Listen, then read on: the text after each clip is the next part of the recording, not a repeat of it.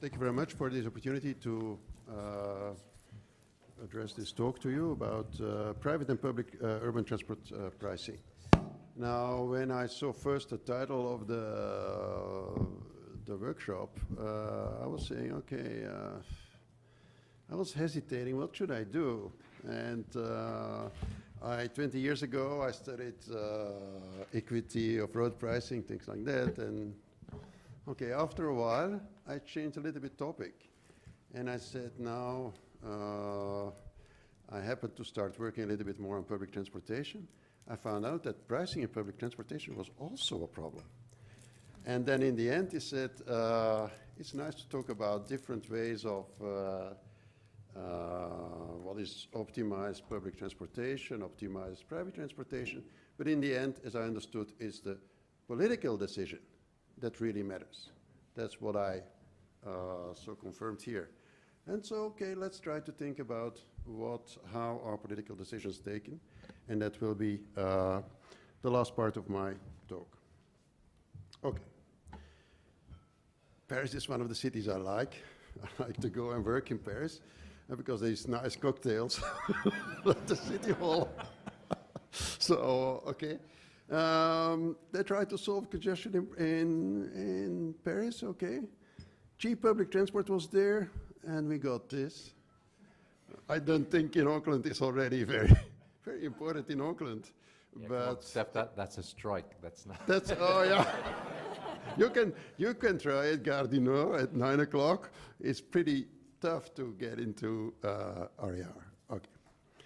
So let me start with a kind of main message, but okay, I know it's late in the afternoon, you got a lot of talk, so let me try to give you a few elements of the main message. It's a message not so much for Auckland, I'm sorry for that. Auckland is, I would say, still low density story, but in many big metropolitan areas, public transport is actually a larger market share than private road transport. Certainly in the peak, and its pricing is really suboptimal. Now, I don't say public transport is not important. I don't say you don't have to invest in public transport, but you have to do it right, and you also have to make sure that very often what is advocated, cheap public transport cannot substitute road pricing, okay? And what we need is actually road pricing reform, but also reform of public transport pricing. Both are necessary. Now, of course, it's a more difficult public message because now I'm going to tell people, yeah, no, it's not. I don't have to say, yeah, I just take public transport, it will be cheap, whatever. No, I have to tell them, okay, you will have to pay the correct price in both modes. And offering public transport to everybody is not cheap. Offering private transport is also indeed not possible. Okay, let's go. What I will try to do is explain again first principles of pricing of road and public transport.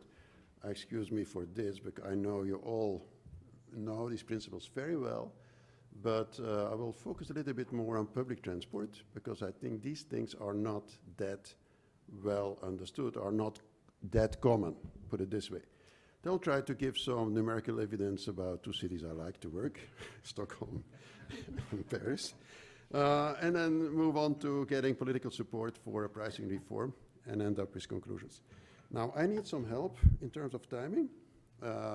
Is there anybody who can give me a sign, 15 minutes or something like that would be very helpful. Otherwise, I have always to look at this stuff.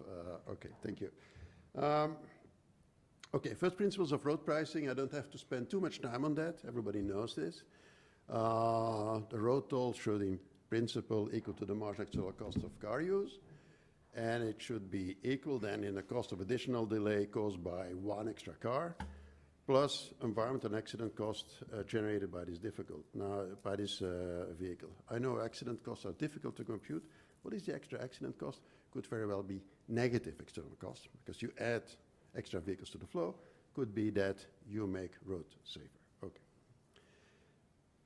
Public transport pricing, I think you always have to discuss public transport pricing and frequency. The principle is exactly the same actually as for road pricing. So the bus fare should equal the marginal cost of an additional bus user.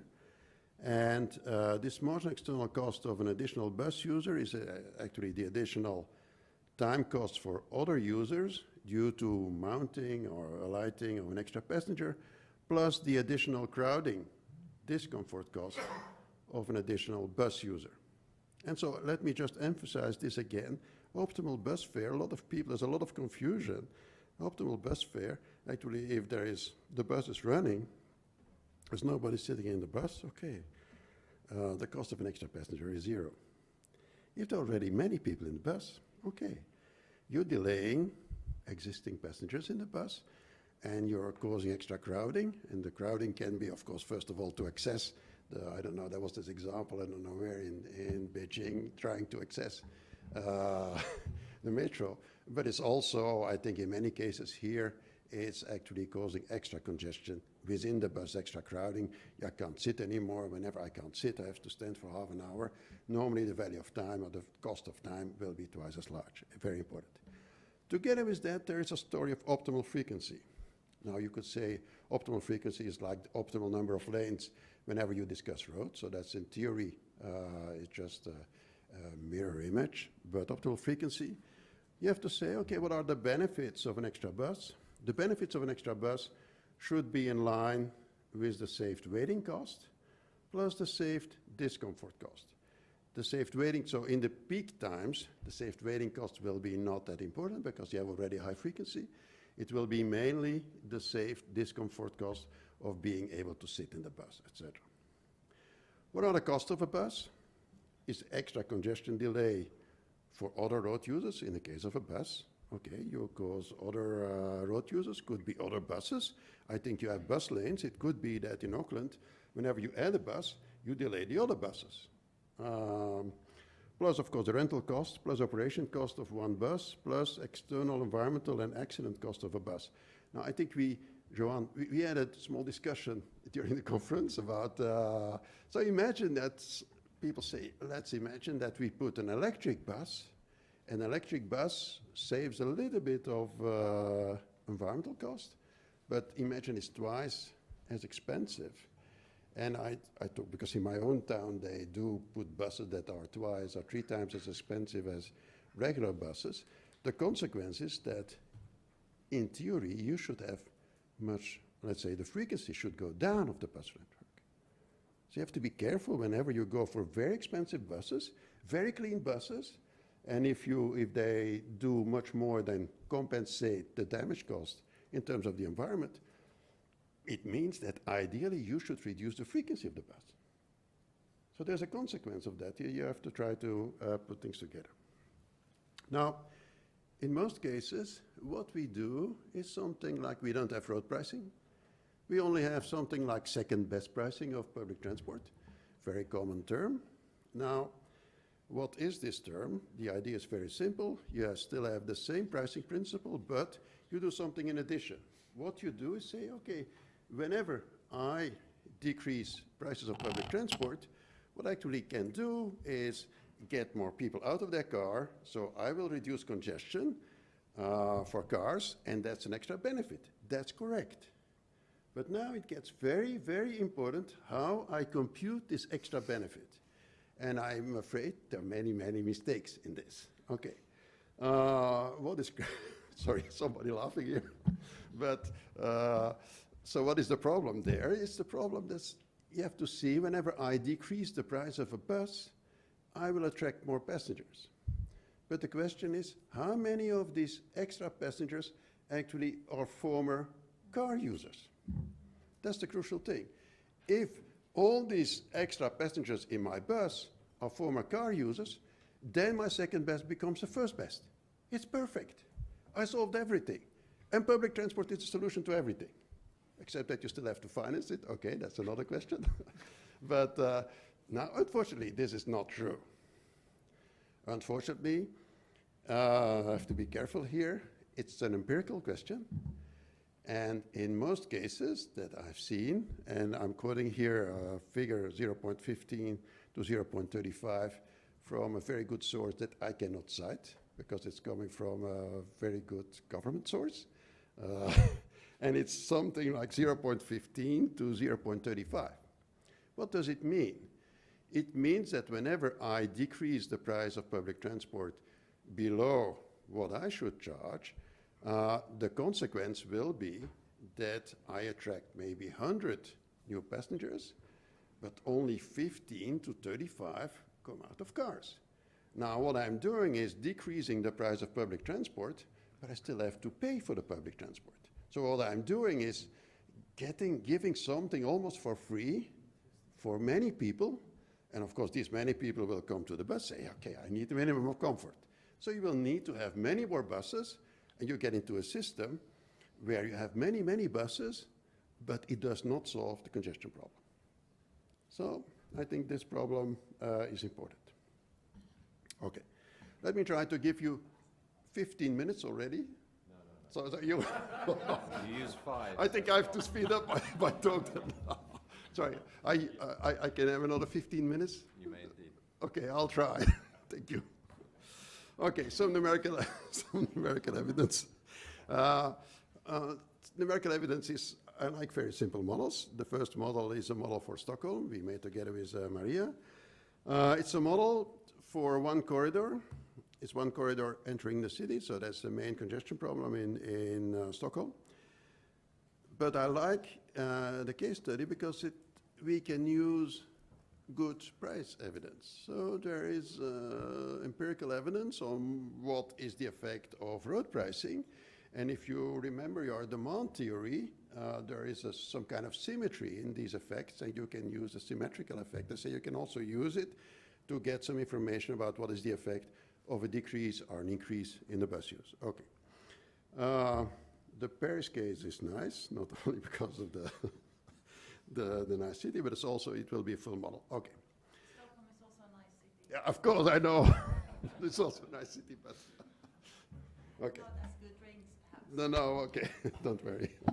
What I'm going to do is try, so we look at one corridor, and we're going to assume a little bit that at least we can look at one corridor. We're going to look at different types of experiments. So we have a simple model that we calibrated to the reference situation. In the reference situation, you will see a road toll in the peak. They already have road tolls here. In the peak, in the off-peak, there's a road toll. There is a bus fare that is exactly the same in the peak as in the off-peak period. You have frequency in the peak frequency in the off-peak. You have a deficit, and that's a reference, so the welfare gain is actually 0 to start. From there, we start to do different experiments. So we can say we can take one of the instruments, push it, and say what is the best we can do. First thing is to say, okay, all we can do is, for instance, change the bus fare rather than the pricing of road. What came out is that the best thing you can do is to raise the bus price in the peak period and make it almost free in the off-peak period. That is the best, and that generates a welfare gain. It does not really generate a reduction of the deficit, but at least it's a welfare gain. So that's the first point to note. Second experiment is imagine that we could optimize all prices, as well road, as prices for road, as prices for public transport. What will we get? What would be this optimal combination? And imagine that we can also optimize frequency. What we get is higher road tolls in the peak, in the off-peak period, but also still higher bus fare, certainly in the peak period.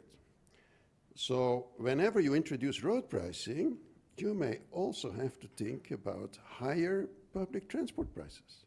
At least this is my economic optimum. I know we still need politicians to sell it, but this is, I think, an important message. And in addition, what you see is that, in fact, the deficit became negative. So you make a surplus. Actually, what's happening here in this case is that you're a corridor, you have a lot of congestion, you have congestion on the bus lane, okay, and you should price congestion on the bus lane. So that's one of the things you need to take into account. Final point, let's imagine that people don't like tolling at all. So imagine that we have a new political majority in Stockholm. I don't know whether you really want that. They want to abolish all the road tolls. It could be that at that moment, it may be a wise decision to, again, have higher peak fares for buses. I know it's getting very difficult to sell, but I cannot help it. It seems to be economic optimum. And we can explain why it is like this. Okay. So there's a need for higher peak bus prices, whether road tolls are low or high. Let's move to Paris. Paris is complicated. Has one advantage. It's a kind of really concentric city. It's easy, so it has been designed by, historically, you have all these rings, and it's easy in that sense. That made the model of Paris very easy. We made a very simplified models in which we had all the different modes available. We also then looked at a traffic survey that told us what type of trips that people made, either within a zone, so we have these 4 zones, either within a zone, either they travel to the city center, combine different modes, so we also looked at combinations. So I think we have a rather rich description of the Paris story. Not, of course, as detailed as you can imagine as a network, but at least we have a good system. Now, in addition, we distinguished passengers, so rich, poor, working, not working, living in the 4 zones, and I think we thought that that was important also in terms of equity. Now, again, the experiment we did is say, let's imagine that you introduce a road toll, and that the road toll is a road toll of something like €3 to enter actually the Petite Couronne. What we say Petite Couronne, you see, of course, sorry, it's a French name, it's just the second circle, so that's a road toll. Now again, would it be better, if you introduce that, would it be better to have higher public transport prices or lower public transport prices? What came out is that in the end it was better to have higher public transport prices rather than lower public transport prices, because we started with public transport prices that were way too low. So whenever you had to add more passengers, you had to increase supply, very costly.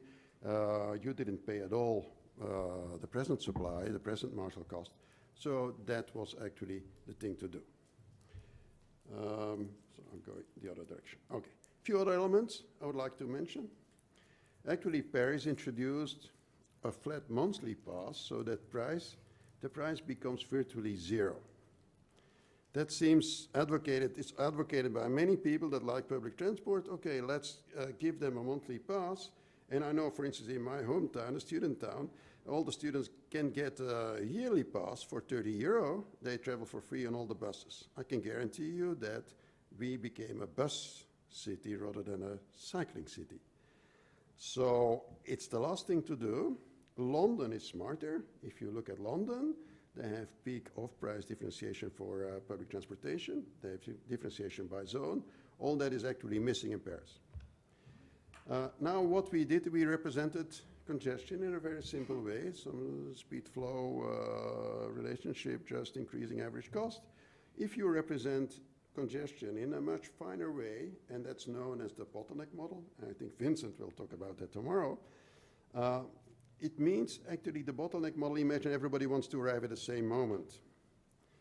Then it's clear that you can solve congestion without any increase in the generalized cost by just ordering correctly, reordering the times of departure such that the time of departure is exactly in line with the capacity of the bottleneck. And of course, if you can do that, and if you're in this situation, the net effect on nobody can lose. Nobody can lose. So I know it's a little bit maybe a theoretical exercise. So imagine everybody wants to arrive at the same moment, 8:30 in Auckland. You can solve all congestion in theory by having a fine-tuned toll, and all that you're doing is actually converting the queuing time into toll money.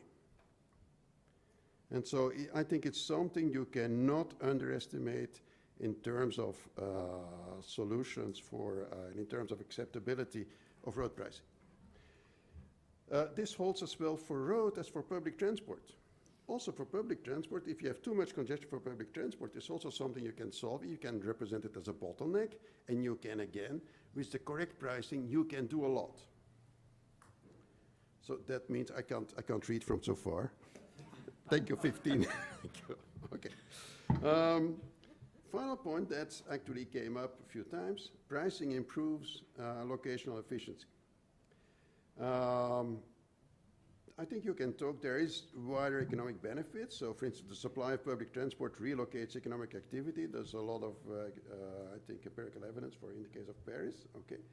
The net gain is not always clear. On the other side, there is, I think, good empirical evidence in the case of Stockholm, where actually people showed that road pricing is very important for the matching on the labor market.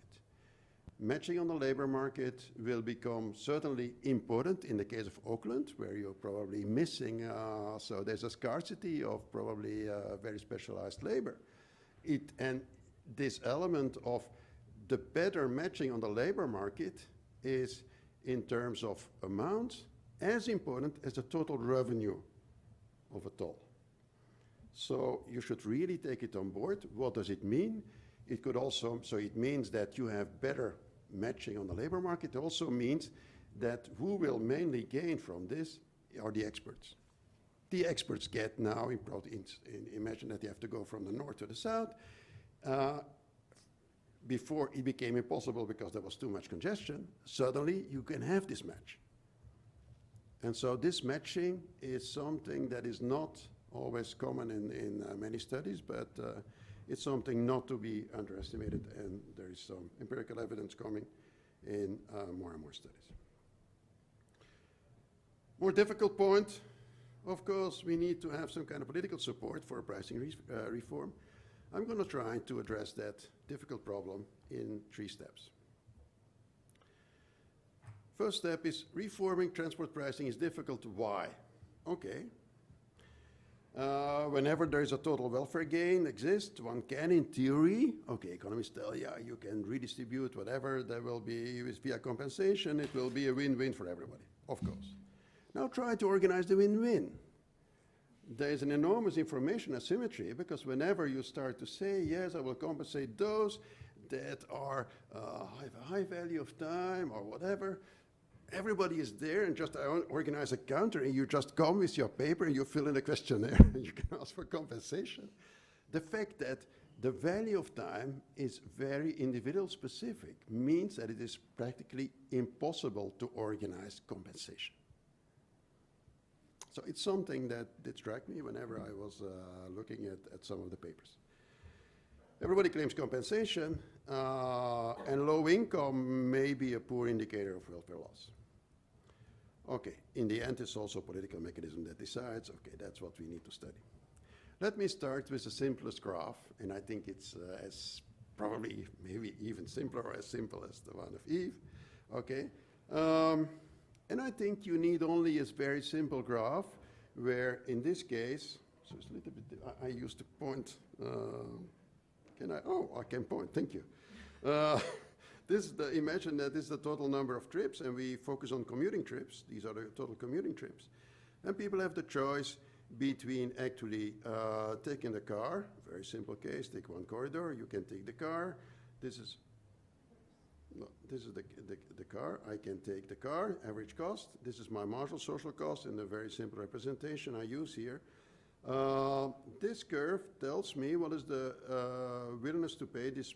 Sorry, on the left-hand side I have generalized price, so the sum of the time cost plus the money cost. So what this line tells me is I can see it as the difficulty or the ease by which I can use a car, and whenever going in that direction, I can see it as the cost of using public transport. So here, in this equilibrium, I have so many people using the car, so many people using public transport. Now we know that ideally we should charge the marginal social cost, so we should charge the toll T star. Okay, that's the start. Now unfortunately, It's very difficult. You see that we have to move from this equilibrium A to B. It's difficult to get a political majority. One of the reasons why it is difficult to get a political majority is that many people here in this zone have no clue how easy it is to move to public transport or to have another trip pattern. That's the main issue. Now, what is the consequence of this? The consequence is this, that you can explain that you will almost never have a majority ex ante, because all these people that are affected in even after redistribution of the revenues, imagine that you redistribute revenues equally to everybody. So, okay, it's easy to represent. I'm not doing that on this graph. So what happens is that, for instance, here in this case, these people, it's whenever I count also the fact that they will share in the redistribution of revenues, they will be against, because they are here, but maybe they have no clue where they are exactly. So there is this basic uncertainty, and it's actually very well known in some kind of economics of reform. It's actually a branch of economics that has been developed mainly also because we had to very big reforms in Eastern Europe, okay, moving from one communist system to a very different system. You have to convince people. So there is this basic uncertainty, and then you can say it will only be solved whenever you implement a new system. You can show with this graph that you will have a majority ex post. You can show that there can be a majority ex post. There's another consequence of that. If you think it through, and you really have to think it through because it's not easy, is that ex ante, you say, yes, but let's organize a test. Let's organize a test and then do a referendum. No, you will never have a majority for a test, because everybody who is involved here in this region looks as, let's say, bases its decision on the expected costs. And the expected cost, whenever you don't know the situation in which you will be, is negative for them. So this graph explains that don't do a referendum before the test. Okay, do the test. Have, so whatever, this minority government, or have the mayor, whatever, Livingstone coming in, then it can work. It cannot work otherwise. Now, this is the simple case. You can also say, okay, why not introduce a subsidy for public transport? My left graph on the left-hand side is actually exactly the same graph as before, but now I have some other people that also use public transport. Okay, they're on the right-hand side. They're price sensitive, so people that go to work anyway have to go to work. That's it. Okay. Let's give a subsidy, and I know it's a subsidy. If I have only people making commuting trips, and these are given, I can with a subsidy as well have the perfect solution as with a tax. Imagine you give a subsidy. Now what happens with this subsidy, I have also these other people that do not really have to be there on peak times. They say, I'm also going to make a trip. And so you can see the subsidy I need to give becomes really large if that part is also important. And that's one of the main problems, is that whenever I give a large subsidy for public transportation, I may have 2/3 of my extra passengers that actually have nothing to do, don't have to travel in the peak, but they will appear, and I will have to provide buses and extra whatever. And so that raises the problem of also, if you do not use the correct public transport price, you may have this problem. Okay. What is the solution to that? I don't say it's the best solution, but it's something I think that on which I've been working for the last 5 or 6 years. Why not decentralize pricing and investment decisions? Those who were there yesterday, they heard my story already. Okay, what's the story? Opportunity is there to decentralize pricing because fuel consumption anyway, traditional tax base is disappearing in 10 years, maybe 20 years. I know people in New Zealand are very well aware of that. They are thinking about this. Okay, not everybody is already thinking about that. The question is then, we will move to another system. And in the other system, who can set prices? You can say, yes, the federal government will do it. But for a federal government or a national government, it's very difficult to say, yes, I'm in Wellington, I'm going to say that, Auckland, I think I see a lot of congestion. I think you'll pay a higher price, whatever. And this, yeah, you will pay a lower price. you see, it will be very tough because in many, and it's right, so in many national states, in many federal states, there is a protection. You have to treat all regions, all cities equally. And of course you say, but they need to have congestion. I need to raise price. Ooh, it's very difficult. So I'm afraid that the only solution where you can have differentiated charges is a solution where you actually give the right to each of the cities to charge their own price or their own access price. And this as well for road transportation, for public transportation. What are the advantages? Okay, it's clear that, for instance, also the cost of public transport system will become clear. I will no longer get a large subsidy, 50% in the case of Auckland or whatever for some of my investments, okay? But I will become more responsible. I will have to think about how I'll do it.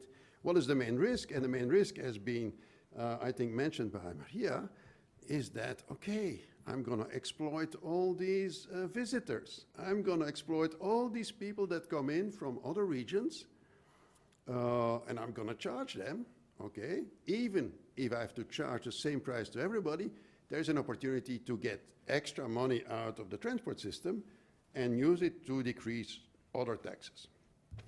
That risk is real. Now there's a solution to that, and this solution is it's a magic solution, is to oblige each of the cities of metropolitan areas that starts to do that to use the revenues for investment in public transport system and in road systems. Okay, so that's the way. And what does it mean? It means that as long as you cannot discriminate between the foreigners and the inhabitants, the best you can do for your inhabitants means automatically that you will do the best for the foreigners. I think it's one of the two things I would like you to remember. There is a very powerful story here, is that if you decentralize pricing and investment to regions, and you couple that with the obligation to invest the proceeds in the transportation system, there is some kind of, okay, you give responsibility to the regions and they cannot really exploit foreigners. So of course you can always say, yeah, people in Wellington or people in Auckland or whatever, people in Leuven, my own city, are dumb. They will not take the right decisions. Okay, you have to start from the fact that politicians are more or less of equal quality everywhere. And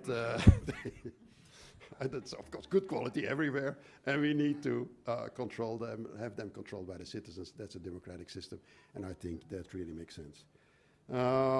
Okay, I'm up to conclusions, and I think my time is up. So most cities have poor pricing of road transportation, but also of public transportation. Public transportation has in many dense cities a very large market share, so it's important to do it right there. Low public transport prices only won't solve the road congestion issue. Peak pricing of road and public transport uses is needed.